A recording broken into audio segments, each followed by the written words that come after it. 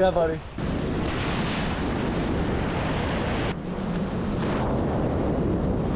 This is gonna be my Mr. Miyagi moment, right?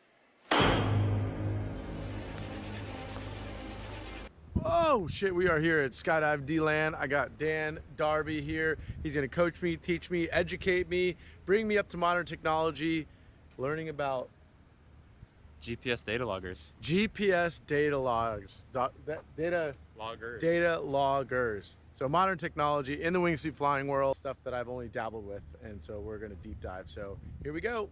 So this is our GPS unit. It's called a FlySight. It records at 5 hertz. This one has Bluetooth in it, but if we want to, we can just plug in a pair of headphones and let them talk to you while you're in flight, so you get instantaneous feedback, which is a really cool feature if you are at a point in your flying where you can absorb some of that information. Definitely not something to do right away when you first start wingsuiting, but it's really helpful once you get a little bit of experience. You can get instantaneous tune-ups while you're flying. It's pretty cool. And what it does, it records where you are in 3 dimensions 5 times every second, and it just spits it out as a regular old Excel spreadsheet, and then there's programs on the computer that dissect that data and interprets it a little bit differently in graphical formats or over a map, so that you can see where you were, when you were there, and you can figure out how fast you're flying, what kind of glide ratios you're flying at, and what you can do to improve.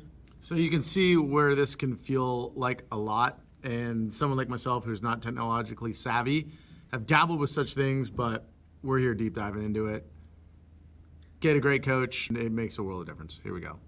Round 1, because we were talking about your deployments, right? We're gonna focus on flaring for altitude gain. Okay. Right? So on this first jump, we're gonna do a series of 3 dives and flares, trying to go up as high as you can. So we want to develop as much power, as much energy towards the ground as you can, trying to maximize your vertical speed and your total speed. Okay. And then we want to take about 5 seconds to recover from your steepest part to the flattest part, starting by utilizing some pressure on your arms to arrest the dive.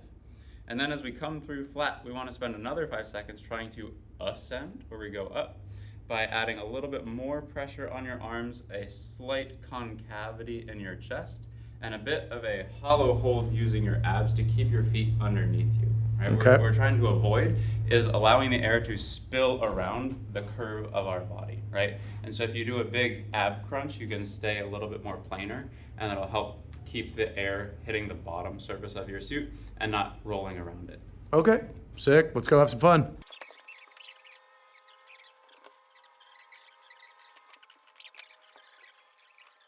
Even after being in there for however long, they still come out looking like brand new. Yeah, I mean, your inlets, the shape of them is still perfect. Yeah, and you just tuck them in the leg wing pockets and you're good to go for next time. They come out right before the jump. I try to use colors that are different than the suit so they don't blend in. Smart. This is FlySight. Drop it in there? Oh, Yep. I see. In Yeah, the pouch? pocket. Yep.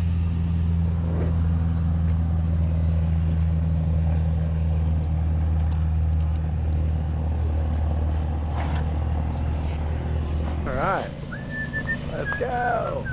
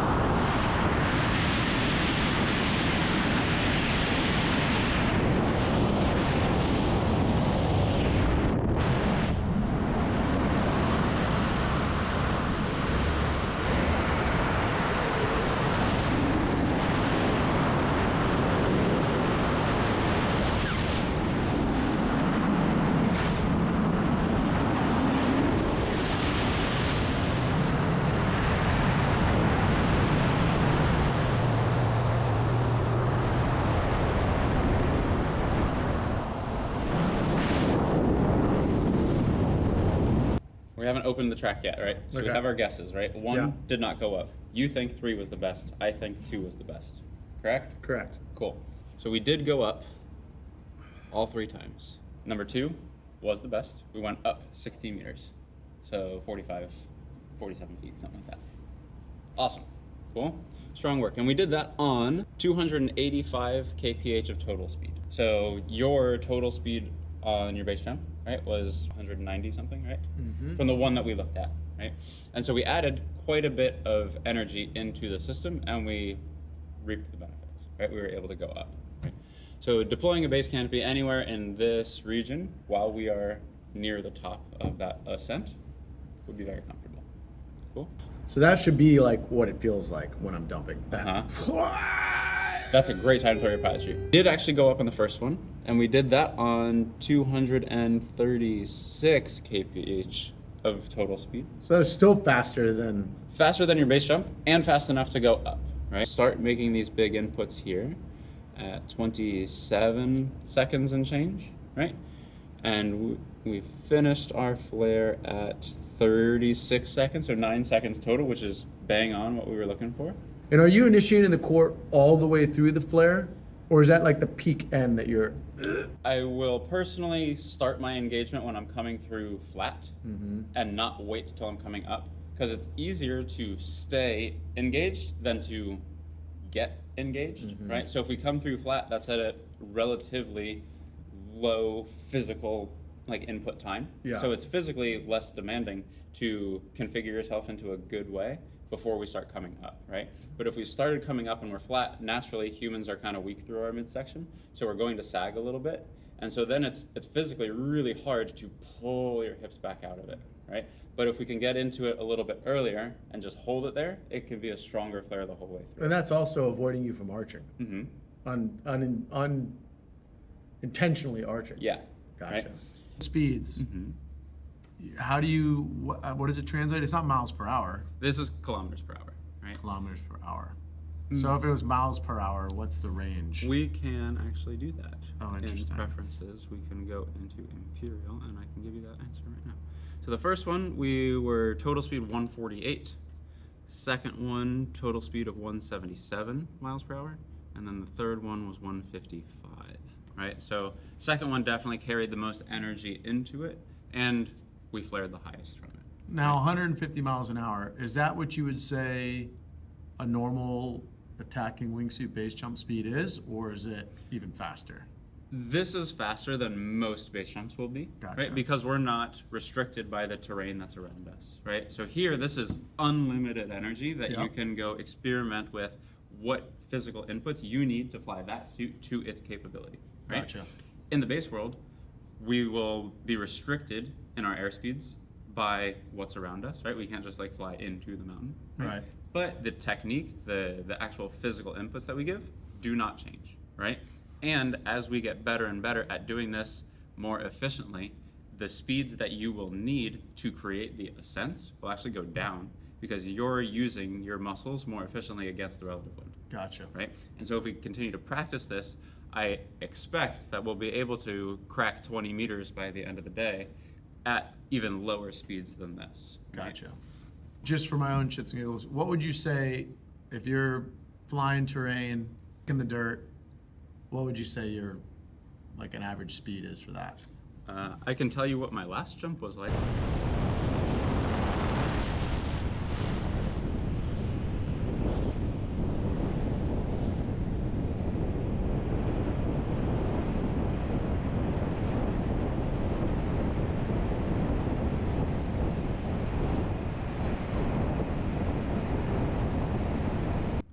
I had a peak total speed of 207 kph, but we can also put that in imperial for our United States viewers here. A peak total speed of 128, right? So At the fastest, you were doing 120. yeah, right? So slightly slower than you were on your fastest on this jump, right? So you had 50 miles per hour on me. And at those speeds, I was able to flare 91 feet. I know that it's possible, right? It's just how we have to ask the suit to do it for us. I was getting after it, not super, super hardcore, but I was definitely having a great time following the terrain, and that's just the speeds that it would allow me to do, right? There was a pretty significant turn in here as well, and turns always scrub off speed, so be careful. Flying straight, always safer, right? Because you're bleeding off as we come through that corner. But then you can follow the terrain down. The faster we're flying, the more speed we have, the more available lift that we're gonna have. So at any point, if I was uncomfortable, I could utilize all of that energy to separate from the terrain. Yeah. Right? And so that's one of those fun cases where sometimes being a little bit closer is safer 'Cause you got than the being, speed. yeah. Hope for the day is that we get to go do this again, right? Okay.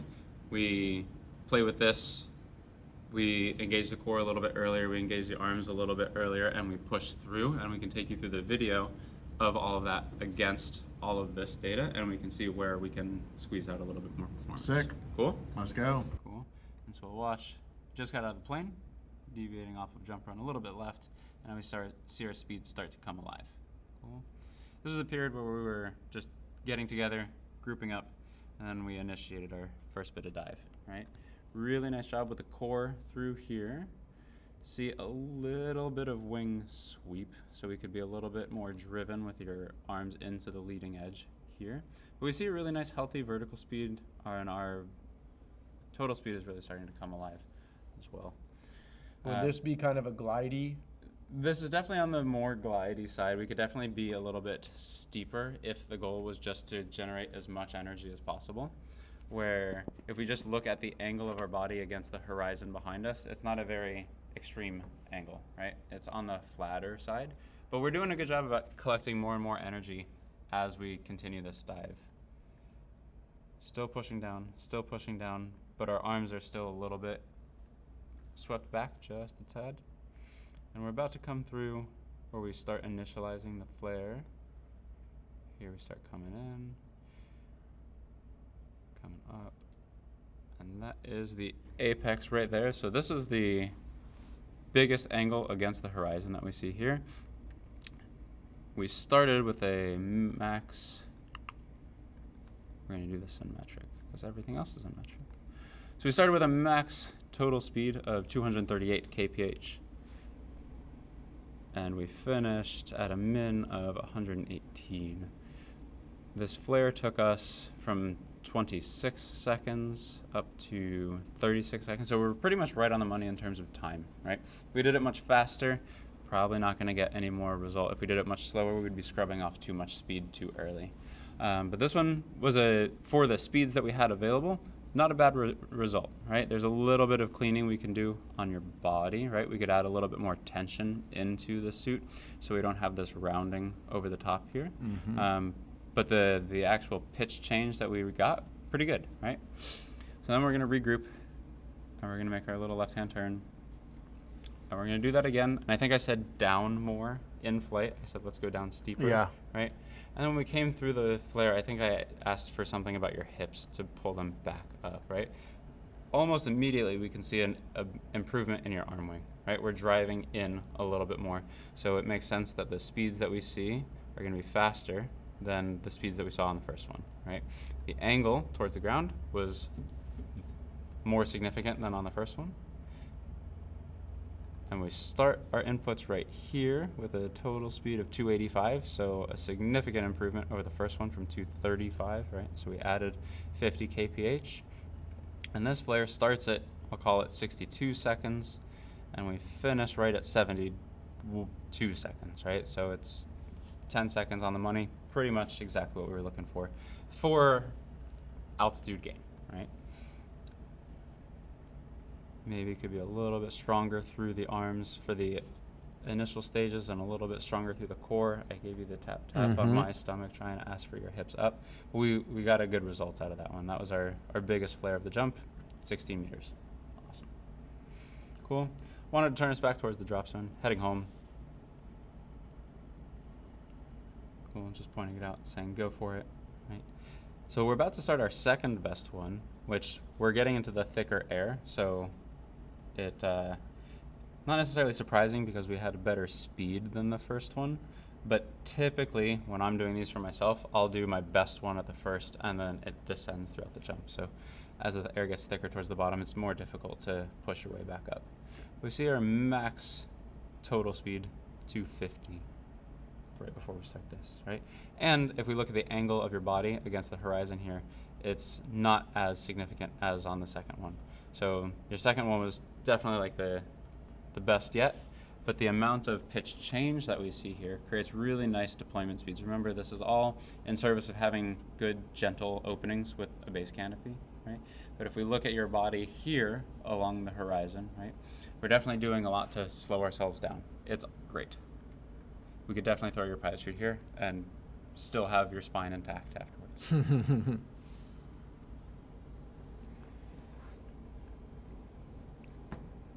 Cool.